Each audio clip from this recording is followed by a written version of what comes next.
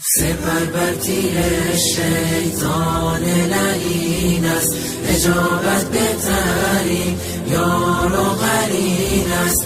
مشو یک لحظه غافل خواهر من، که چشم خائنان اندر کمین است. نگر در سوره های نور و احزاب، که حکم خالق یزدان چنین است. زنی خوشبخت می گردد که راهش مسیر امهات المؤمنین است. سپر بر تیر شیطان لعین است، اجابت بهترین یار و قرین است. مشو یک لحظه غافل خواهر من، که چشم خائنان اندر کمین است. زنانی را که احمد یار آنها در این دنیا و در روز یقین است. زنان پاک و با تقوای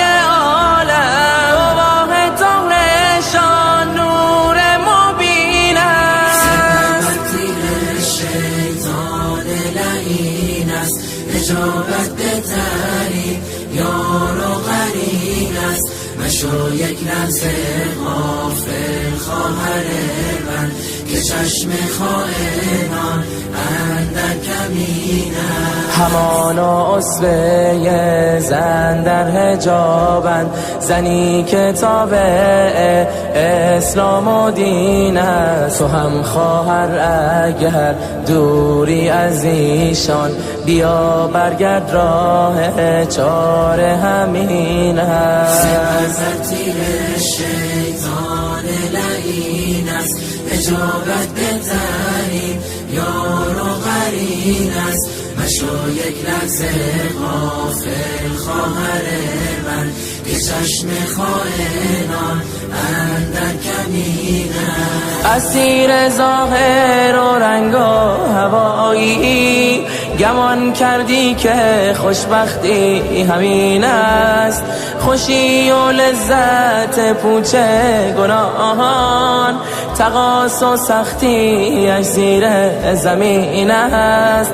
خوشی و لذت پوچ گناهان، تقاص و سختی اش زیر زمین است. سپر بر تیر شیطان لعین است، اجابت بهترین یار و قرین است. مشو یک لحظه غافل خواهر من، که چشم خائنان اندر کمین است. بترس از گام کج در راه شیطان، بسی آزاده در دامش سجین است. بیا برگرد خواهر سوی قرآن، که راه جنت خلد و برین است. سپر بر تیر شیطان لعین است، اجابت بهترین یار و قرین است. مشو یک لحظه غافل خواهر من، که چشم خائنان. سپر بر تیر شیطان لعین است، اجابت بهترین یار و قرین است.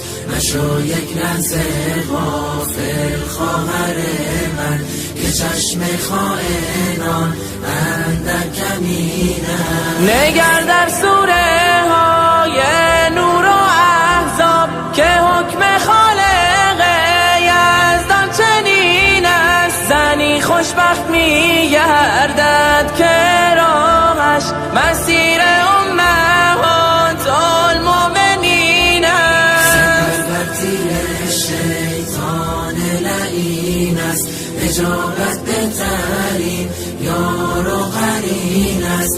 مشو یک لحظه